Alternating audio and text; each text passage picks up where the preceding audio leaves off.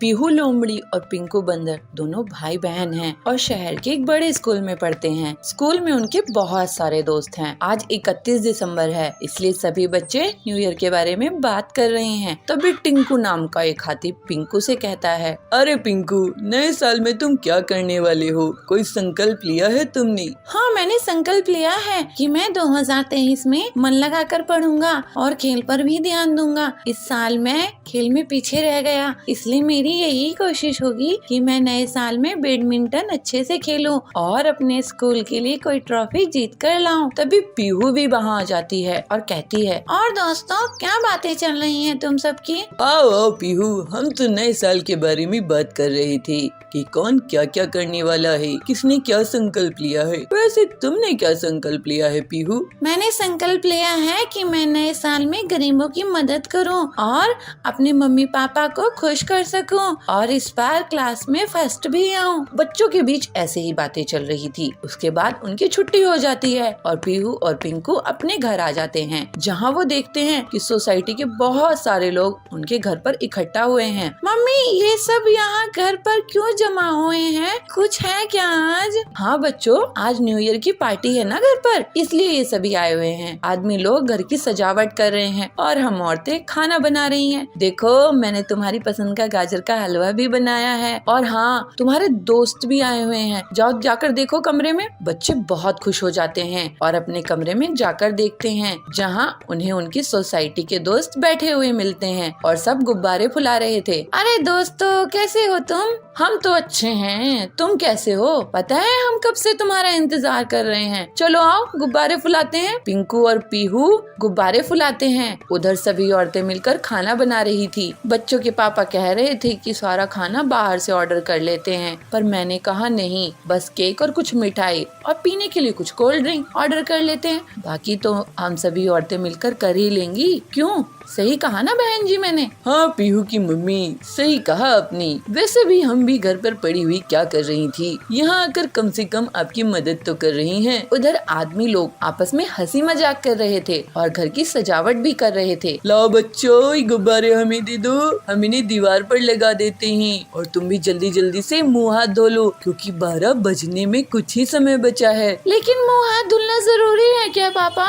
और क्या बच्चों, अभी तो आपकी सुंदर सुंदर फोटो आएगी। बच्चे मुँह हाथ धुलकर बैठ जाते हैं और 12 बजते ही मम्मी पापा सभी के साथ मिलकर केक काटते हैं और सभी में केक परोसते हैं। केक बहुत ही टेस्टी था। उसके बाद सभी मिलकर पटाखे फोड़ते हैं। पीहू और पिंकू बहुत खुश थे। पटाखे फोड़ने के बाद सभी मिलकर सफाई कर्मी, गार्ड और गरीब लोगों को उपहार देते हैं और उनसे गले मिलते हैं। इन सभी के बाद वह उन सभी लोगों की फोटो खींचते हैं। चलो चलो, बहुत हो गई फोटो, अब खाना खा लेते हैं, बहुत जोरों की भूख लग रही है। अरे पापा, अभी तो फोटो खींचना शुरू किया था, हमारी भी तो फोटो खींचनी है ना। फोटो तो बाद में भी खींच लेंगे, अभी खाना खा लो, नहीं तो ठंडा हो जाएगा और फिर खाने में वो स्वाद नहीं आएगा। समझ गए ना बच्चों? चलो चलो, खाना खा लो। भाई साहब, आप भी आ जाइए, चलिए खाना खा लेते हैं। सभी मिलकर खाना खाते हैं और खूब मस्ती करते हैं। साथ ही गाना बजाना भी होता है और इस तरह सभी लोग मिलकर नए साल का स्वागत करते हैं। Happy new year. सुंदर जंगल में शेरा का बहुत आतंक था। सभी जानवर उसके गुस्से से बहुत डरते थे। उसी जंगल में एक समझदार खरगोश रिंकू रहता था। रिंकू हमेशा अपनी चालाकी से बड़े बड़े जानवरों से अपनी जान बचा लेता था, लेकिन वो हमेशा दूसरे छोटे जानवरों की मदद करता था। इस वजह से सभी जानवर उसको बहुत पसंद करते थे। एक दिन रिंकू जंगल में टहल रहा था, तभी उसे छोटू और उसकी पत्नी दिखाई दिए। छोटू भैया, छोटी भाभी, कहाँ घूम रहे हो? कुछ नहीं रिंकू, हम तो ताजी घास और फलों की तलाश में आए हैं। यहाँ की घास तो बहुत हरी भरी है, हम तो सोच रहे थे कि यहीं पास बस जाए। आप लोग क्या शेरा के बारे में नहीं सुने हो? ये उसी का इलाका है। अगर उसने आप दोनों को देख लिया तो आपकी खैर नहीं। शेरा तो बहुत ही क्रूर है। तभी वहाँ शेरा का दहाड़ने की आवाज आती है और सब डर जाते हैं। सुनिए जी, ये तो शेरा की दहाड़ है, अब क्या होगा? आप दोनों उस पेड़ के पीछे से भाग जाओ। और फिर दोनों पति पत्नी एक पेड़ के पीछे से भाग जाते हैं। रिंकू खरगोश, यहाँ पर 2 जानवर आए थे, मैं उनका शिकार करने आया हूँ, क्या तुमने उन्हें देखा है? जी शेरा जी, मैंने उन्हें उस रास्ते से जाते हुए देखा। रिंकू शेरा को दूसरी तरफ इशारा करके भेज देता है। छोटू और छोटी रिंकू के पास आते हैं। तुम्हारा शुक्रिया रिंकू भैया। अब आप दोनों यहाँ पर घास खाकर जल्दी से चले जाओ। इसके बाद दोनों पति पत्नी घास खाकर वहाँ से चले जाते हैं। दूसरे दिन वही दोनों उस घास के मैदान के पास एक तालाब में रिंकू को मिल जाते हैं। छोटू भैया, छोटी भाभी, आप दोनों के जाने के बाद शेरा फिर से आया था और मुझे धमका कर गया है कि अगर अगली बार उसको उसके शिकार का सही पता नहीं मिला तो वो मुझे ही खा जाएगा। आपने हमारी जान बचाने के लिए अपनी जान खतरे में डाली भैया, आपका बहुत धन्यवाद। दोनों पति पत्नी वहाँ से भाग जाते हैं। तो शेर वहाँ पे आकर कहता है, रिंकू तू, मुझे यहाँ और भी जानवरों की आवाजें आ रही थी, तू किससे बात कर रहा था? जरा बताना मुझे, मेरी धमकी याद है ना? अगर तू मुझे सच नहीं बताएगा तो आज तो मैं तुझे ही खा जाऊंगा। रिंकू बहुत डर जाता है। वो सोचने लगता है, शेरा बहुत ताकतवर है और इससे हर बार झूठ बोलने का एक ही मतलब है कि इसकी दावत बन जाना। अब मैं क्या करूं? मेरी भी जान खतरे में है। सच कहूंगा तो पति पत्नी मारे जाएंगे, झूठ बोला तो मैं मारा जाऊंगा। लेकिन आखिर हम सब कब तक इस शेरा से डर के रहेंगे? सोच क्या रहा है? जवाब दे। शेरा जी, मैं पानी से बात कर रहा था, आप भी बात करके देख लो। पानी से? पानी में क्या है? आप ही देख लो, उसमें शायद आपको शिकार करने के लिए कोई मिल जाए। शेरा पानी में झांक कर देखता है। मुझे तो कुछ नहीं दिख रहा है। रिंकू इशारों से छोटू और छोटी को बुलाता है। ध्यान से आगे जाकर देखो शेरा जी, आपका शिकार है वहाँ। शेरा जैसे ही थोड़ा और आगे बढ़ता है तभी उसे पीछे से रिंकू और छोटू छोटी धक्का दे देते हैं और उसको तालाब में गिरा देते हैं। मुझे बचाओ, मुझे तैरना नहीं आता है, मुझे बचाओ। शेरा डर के कारण चिल्लाने लगता है। उसकी आवाज सुनकर बहुत से जानवर आते हैं। शेरा, तुम सबको डराते हो, अपनी ताकत का तुम्हें बहुत घमंड है। अगर तुम हम सबको तंग करना छोड़ोगे तभी तुम्हें बचाएंगे। इसको मत बचाओ रिंकू। नहीं छोटू भाई, पूरे जंगल के सामने ये मदद मांगकर साबित कर चुका है कि इसको भी डर लगता है। मैं वादा करता हूँ कि मैं तंग नहीं करूँगा। और फिर सबके सामने रिंकू रस्सी फेंककर शेरा को बचाता है। शेरा शर्मिंदा हो जाता है और फिर वो कभी भी अपनी ताकत का गलत इस्तेमाल नहीं करता है और पूरे जंगल में अब रिंकू की सूझबूझ की तारीफ होने लगती है। इसी तरह से रिंकू इतनी मुश्किल में भी अपनी हिम्मत और होशियारी से मुसीबत खत्म करने में कामयाब होता है। सुंदर जंगल में शेरा का बहुत आतंक था। सभी जानवर उसके गुस्से से बहुत डरते थे। उसी जंगल में एक समझदार खरगोश रिंकू रहता था। रिंकू हमेशा अपनी चालाकी से बड़े बड़े जानवरों से अपनी जान बचा लेता था, लेकिन वो हमेशा दूसरे छोटे जानवरों की मदद करता था। इस वजह से सभी जानवर उसको बहुत पसंद करते थे। एक दिन रिंकू जंगल में टहल रहा था, तभी उसे छोटू और उसकी पत्नी दिखाई दिए। छोटू भैया, छोटी भाभी, कहाँ घूम रहे हो? कुछ नहीं रिंकू, हम तो ताजी घास और फलों की तलाश में आए हैं। यहाँ की घास तो बहुत हरी भरी है, हम तो सोच रहे थे कि यहीं पास बस जाए। आप लोग क्या शेरा के बारे में नहीं सुने हो? ये उसी का इलाका है, अगर उसने आप दोनों को देख लिया तो आपकी खैर नहीं। शेरा तो बहुत ही क्रूर है। तभी वहाँ शेरा का दहाड़ने की आवाज आती है और सब डर जाते हैं। सुनिए जी, ये तो शेरा की दहाड़ है, अब क्या होगा? आप दोनों उस पेड़ के पीछे से भाग जाओ। और फिर दोनों पति पत्नी एक पेड़ के पीछे से भाग जाते हैं। रिंकू खरगोश, यहाँ पर 2 जानवर आए थे, मैं उनका शिकार करने आया हूँ, क्या तुमने उन्हें देखा है? जी शेरा जी, मैंने उन्हें उस रास्ते से जाते हुए देखा।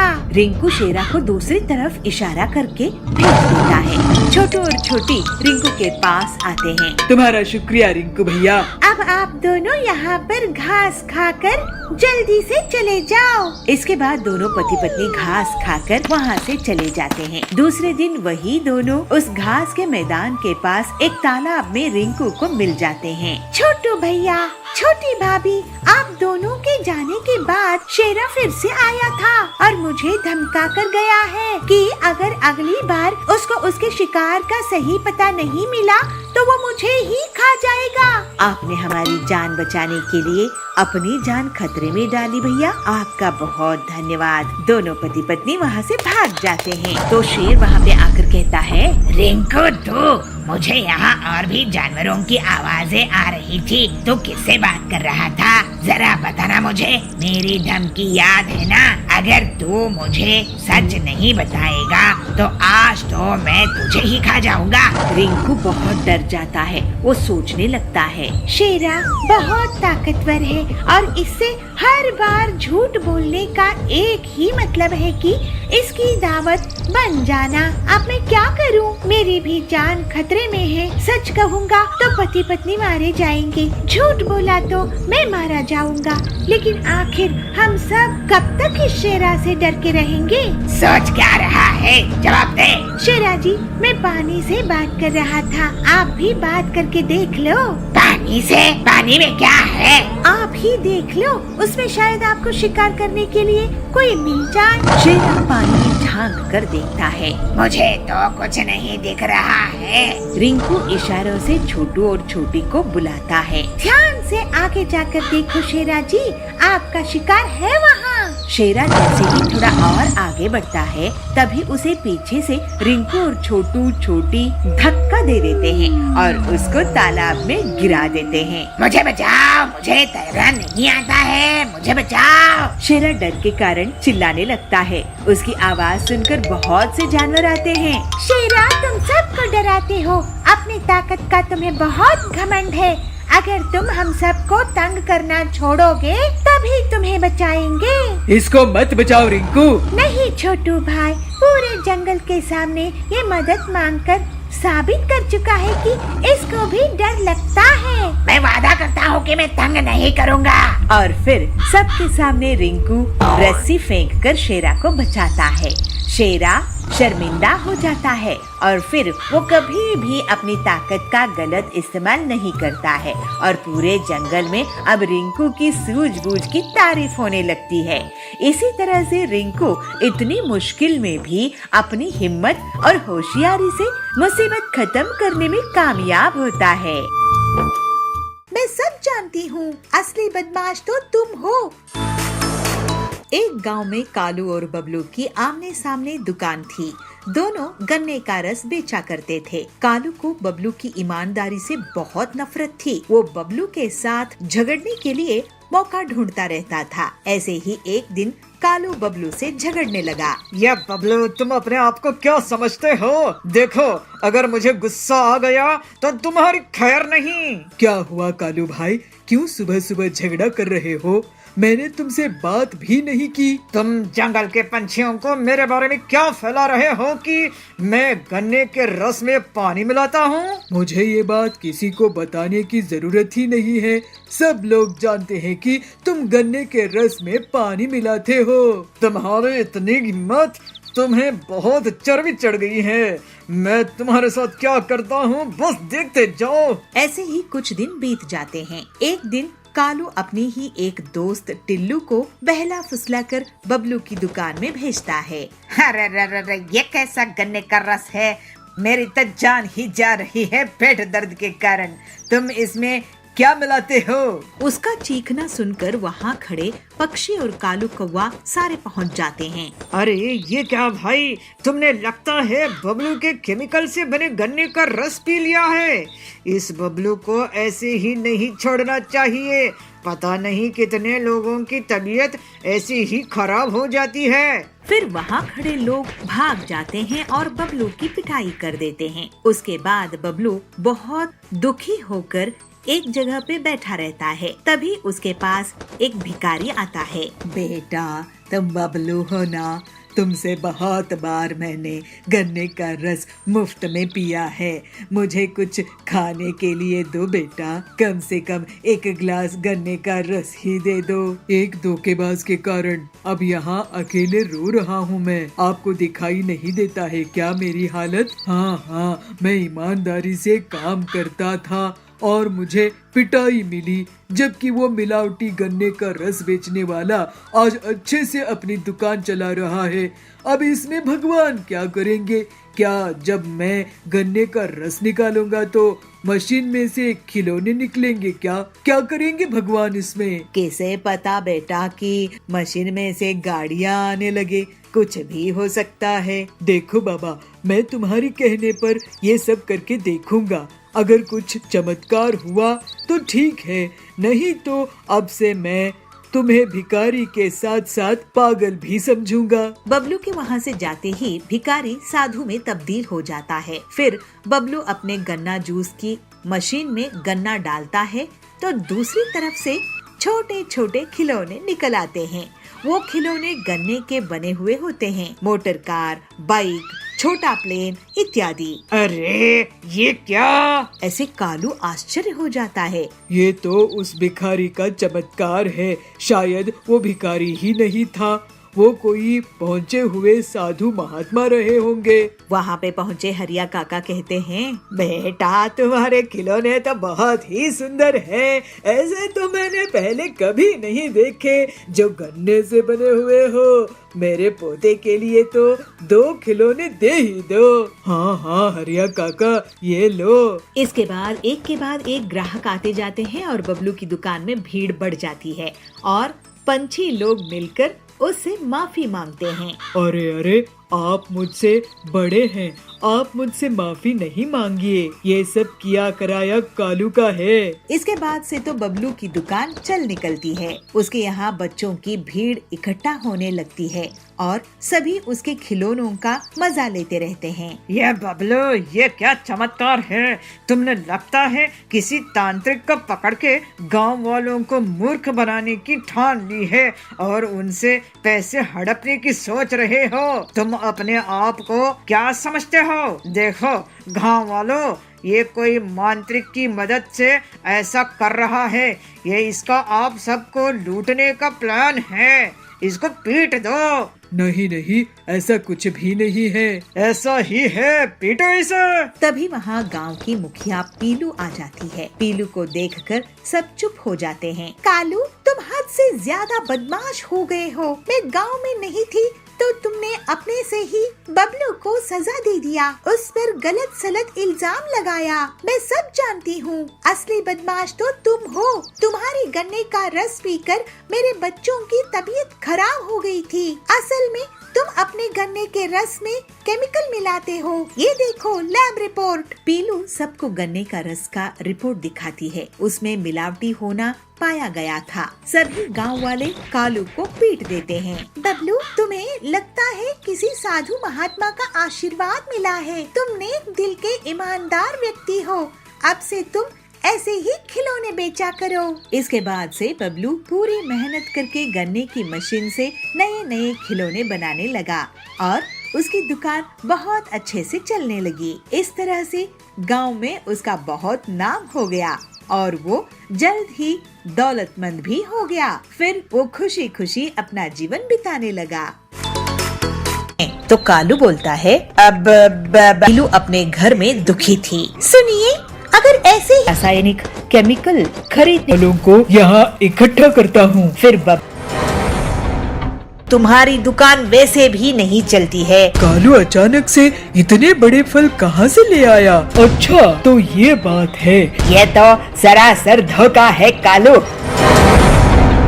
जमुनापुर गांव के जंगल में पति पत्नी पीलू और बबलू फल बेचने का काम करते थे। वो लोग अपने घर के पीछे फलों की खेती करते थे। उनके खेत में बिना केमिकल वाले ऑर्गेनिक खेती ही हुआ करती थी। फिर दोनों पति पत्नी ठेले में फल बेचने का काम करते थे। उनकी दुकान बहुत अच्छे से चल रही थी और ग्राहकों की हमेशा से भीड़ लगी रहती थी। पीलू और बबलू की दुकान के सामने कालू कव्वे का भी दुकान थी, लेकिन उनकी दुकान में ग्राहक कम आते थे क्योंकि वो महंगा फल बेचा करता था। मैं ऐसा क्या करूं कि इन दोनों पिद्दी चिड़ियों की दुकान से ज्यादा मेरी दुकान में लोग आए। पीलू अपने ग्राहकों से बहुत अच्छे से बात किया करती थी और हमेशा उन्हें पूरी ईमानदारी से तोल कर फल दिया करती थी। दीदी, मुझे 2 किलो सेब दो, मकर संक्रांति के व्रत के लिए चाहिए। तो पीलू कहती है, हाँ हाँ बबलू भाई, ये लो 2 किलो सेब मकर संक्रांति के व्रत के लिए।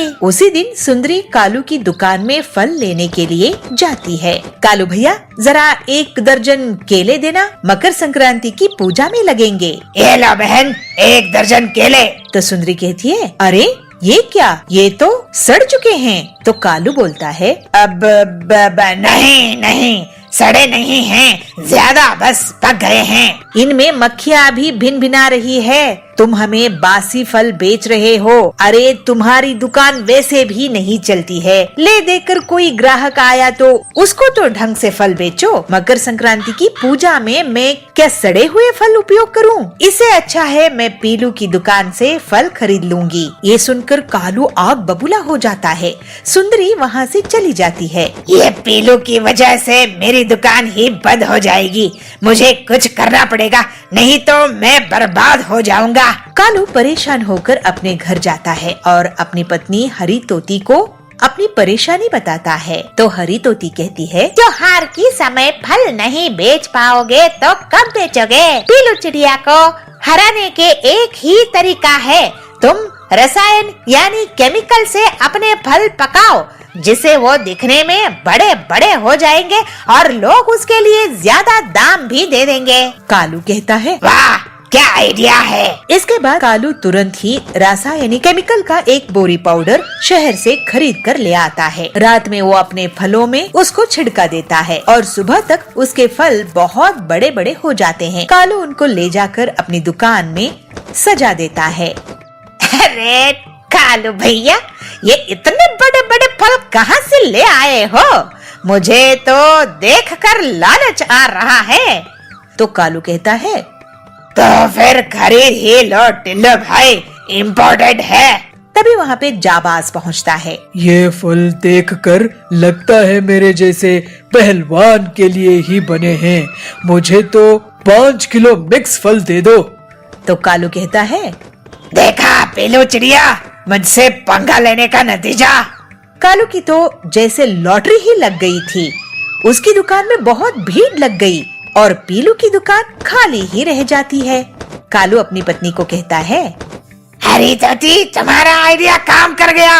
आज तो पूरे के पूरे फल बिक गए हैं। ये देखो आज की कमाई, इतना तो मैं 1 हफ्ते में भी नहीं कमा सकता। दूसरी तरफ पीलू अपने घर में दुखी थी। सुनिए, अगर ऐसे ही चलता रहा तो कालू के कारण हम सड़क पे आ जाएंगे। हम तो रोटी के लिए मोहताज हो जाएंगे। तो बबलू कहता है, लेकिन कालू अचानक से इतने बड़े फल कहाँ से ले आया? पता नहीं। हमें थोड़ा धीरज रखना होगा पीलू। ईमानदारी का फल धीरे धीरे मिलता है। ऐसे ही 1 महीना बीत जाता है और कालू के बड़े बड़े रासायनिक केमिकल के फल लोग बड़े शौक से खा रहे थे, लेकिन पीलू के ऑर्गेनिक स्वस्थ फल कोई नहीं ले रहा था। कुछ ही दिनों में जंगल के लोगों की तबीयत खराब होने लगी है।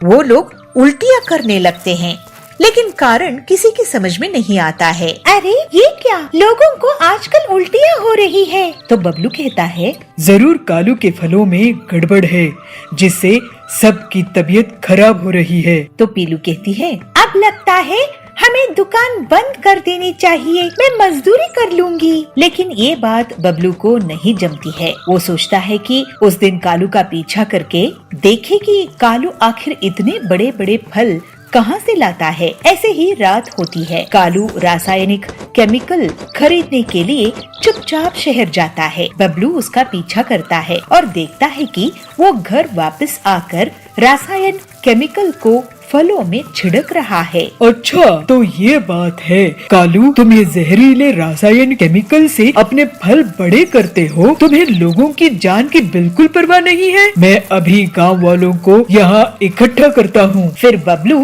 जोर जोर से शोर मचाने लगा, जिससे गांव के पंछी वहाँ इकट्ठा हो गए। ये देखो, आप सभी इतने जहरीले फल खा रहे थे।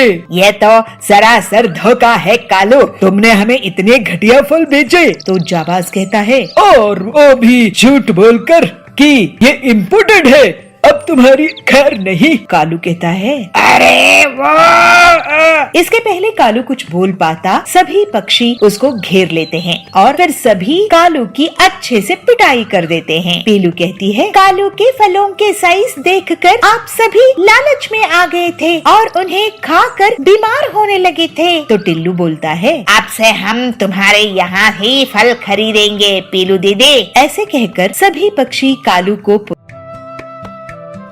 टुन्नू लोमड़ी चोर को पकड़कर उसको पुलिस के हवाले कर देते हैं। पिंकी, दादाजी मुझे माफ कर दो। तू क्यों माफी मांग रहा है? तूने क्या किया? इसलिए क्योंकि मैं रॉकी को जंगल में छोड़ आया था। पर पिंकी बंदरिया और कुन्नू सियार भाई बहन हैं। वो गांव में अपने मम्मी पापा और दादा दादी के साथ रहते हैं। एक दिन स्कूल में आते समय पिंकी बंदरिया की नजर कीचड़ में सने एक कुत्ते पर गई। वो बहुत छोटा था और रो रहा था। पिंकी को उस पर तरस आ गया, इसलिए वो उसके पास गई और अपनी बोतल का कच्चा पानी उसने उस पर डाला और उसे अपनी गोद में उठा लिया। पिंकी, छोड़ इसे, देखिए कितना गंदा है और कितनी बदबू आ रही है इसमें से। छी, छोड़ इसको। नहीं कुन्नू, मैं इसको नहीं छोड़ सकती। पता नहीं इसके माँ बाप कहाँ हैं और देखो तो बेचारा रो रहा है। मैं इसको अपने साथ लेकर चल रही हूँ, ठीक है ना? पिंकी उस कुत्ते को अपने साथ ले आती है और उसको खाना खिलाती है और उसे अपने पास लेटाकर टीवी भी दिखाती है। कुन्नू ये देख बहुत गुस्सा हो जाता है। पिंकी, उतार इसको, ये हम दोनों का बेड है ना, तूने इसको कैसे बिठाया? उतार इसको अभी, कितना गंदा है ये, नाली में रहता है, उतार इसको। कुन्नू, ये छोटा सा ही तो है, जरा सी जगह ले लेगा तो क्या हो जाएगा? कुन्नू अब और गुस्सा हो जाता है और मन ही मन सोचता है, इस कुत्ते की वजह से मेरी बहन मुझे पराया कर रही है और मेरी चीजें भी छीन कर इसे दे रही है। इसका तो कुछ करना होगा, नहीं तो ये धीरे धीरे मुझसे सब कुछ छीन लेगा। पिंकी उस कुत्ते का नाम रॉकी रखती है। रॉकी के परिवार के बाकी लोग भी रॉकी से बहुत प्यार करने लगते हैं, पर कुन्नू अभी भी उसे घर से निकालने की तरकीबें सोचता रहता है। एक दिन वो रॉकी की पूंछ में पटाखे जलाने ही वाला था कि तभी वहाँ उसकी माँ चुनमुन नीलगाय आ गई। कुन्नू, ये तुम क्या कर रहे हो? उस बच्चे की पूंछ पर पटाखे क्यों जला रहे हो? कोई तुम्हारे साथ ऐसा करेगा तो कैसा लगेगा? छोड़ो उसको, लाओ मुझे दो। चुनमुन से डांट खाने के बाद भी कुन्नू नहीं सुधरता और फिर एक दिन रॉकी के खाने में मिर्ची डाल देता है। रॉकी वो दूध पीता उससे पहले ही उसके दादा टुन्नू शेर वहाँ पहुँच गए। कुन्नू, ये दूध लाल क्यों है? क्या मिलाया है इसमें? कुन्नू घबरा जाता है। सच सच बोलो कुन्नू। नहीं, कुछ भी नहीं दादाजी, वो तो ऐसे ही हो गया। मैं जानता हूँ तुम रॉकी को जरा भी प्यार नहीं करते हो और उसे घर से निकालना चाहते हो, पर बेटे ये बेचारा भी बहुत छोटा है तो जानता भी नहीं कि तुम इसके साथ क्या क्या कर रहे हो, इसलिए ये सब छोड़ो और उसके साथ प्यार से पेश आओ, ठीक है? दादा के समझाने पर भी कुन्नू नहीं समझता और फिर एक रात वो रॉकी को लेकर जंगल में चला जाता है और उसे कहीं दूर छोड़ाता है और घर आकर सो जाता है। अब उस रॉकी को मैं ऐसी जगह छोड़ कर आया हूँ जहाँ से वो चाह कर भी वापस नहीं आ सकता और मैं जीऊंगा चैन की जिंदगी। अंधेरी रात हो चुकी थी, घर में सब सो चुके थे कि तभी एक लोमड़ी चोर उनके घर में घुस जाती है और एक एक करके घर का सारा कीमती सामान चुरा लेती है। पर जैसे ही वो घर के बाहर कदम रखती है वैसे ही रॉकी भौंकने लगता है और घर वाले सारे लोग जाग जाते हैं। तब तक रॉकी लोमड़ी चोर को हिलने तक नहीं देता। अच्छा, तो ये चोर हमारे घर में चोरी करने आया था, शाबाश शाबाश रॉकी, अगर आज तुम नहीं होते पता नहीं क्या हो जाता। टुन्नू लोमड़ी चोर को पकड़कर उसको पुलिस के हवाले कर देते हैं। पिंकी, दादाजी मुझे माफ कर दो। तू क्यों माफी मांग रहा है? तूने क्या किया? इसलिए क्योंकि मैं रॉकी को जंगल में छोड़ आया था, पर पता नहीं ये वापस कैसे आया। यही तो खासियत है मेरे दोस्त की। रॉकी मुझे माफ कर दे प्लीज। सॉरी यार, अब हम दोस्त बन सकते हैं, तू दोस्ती करेगा मेरे से? रॉकी अपना एक पैर आगे बढ़ाता है और अब दोनों के बीच दोस्ती हो जाती है। रॉकी कुन्नू का भी दोस्त बन जाता है और फिर सब खुशी खुशी रहते हैं।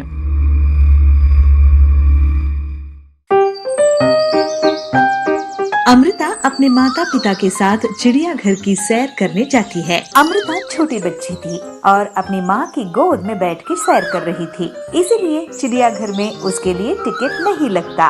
उसकी मम्मी खुद के लिए और उनकी पापा के लिए टिकट लेने गई। भैया 2 टिकट देना। तो अमृता पूछती है, मम्मी मेरे लिए टिकट नहीं लोगे?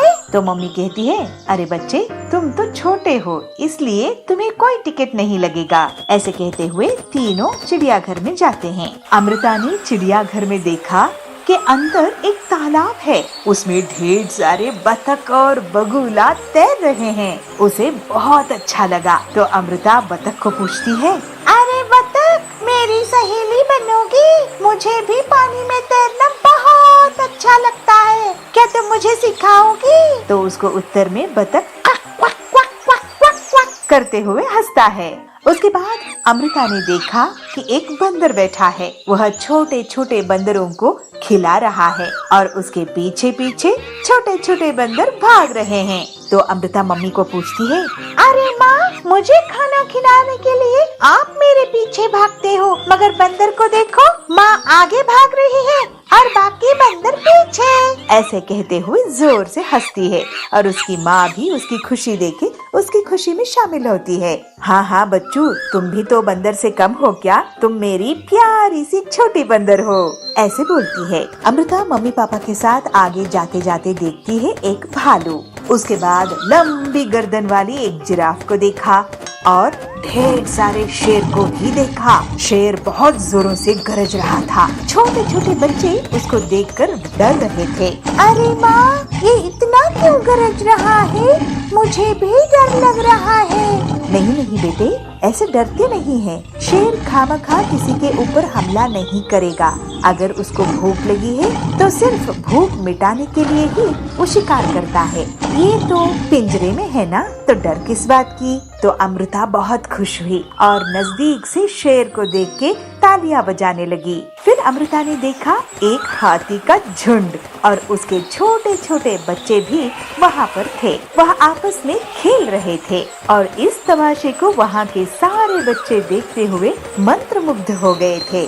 बड़ा हाथी छोटे छोटे हाथियों के बदन पे अपनी सूंड में पानी लेते हुए नहला रहा है और छोटे छोटे हाथी लाइन से अपनी माँ के पीछे आगे घूम रहे हैं। अमृत ये सब देख रही थी और उसे लगा अपनी माँ की गोद में बैठ के जो सैर कर रही है वो गलत है। जब वहाँ से बाहर निकले तो अमृत अपनी मम्मी की गोद में नहीं थी। अमृत ने चिड़ियाघर में ये भी देखा कि बहुत छोटे छोटे बच्चे वहाँ अपने पैरों पे चल रहे थे। कोई भी अपनी मम्मी पापा के गोद में बैठा हुआ नजर नहीं आया।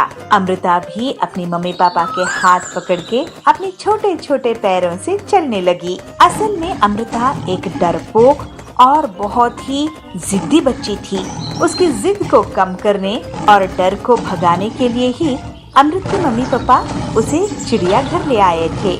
अमृता खुद अपनी प्रेरणा से बिना गोद में बैठे चलते हुए देख के उसकी मम्मी पापा को बहुत खुशी हुई। इतना ही नहीं, अमृता चिड़ियाघर में रेलगाड़ी में भी सैर किया और ऊंट की सवारी भी की। सदैव बच्चे अनुकरण से सीखते हैं। बच्चों के मन के विकास के लिए उन्हें दुनिया का रूप दिखाना जरूरी होता है।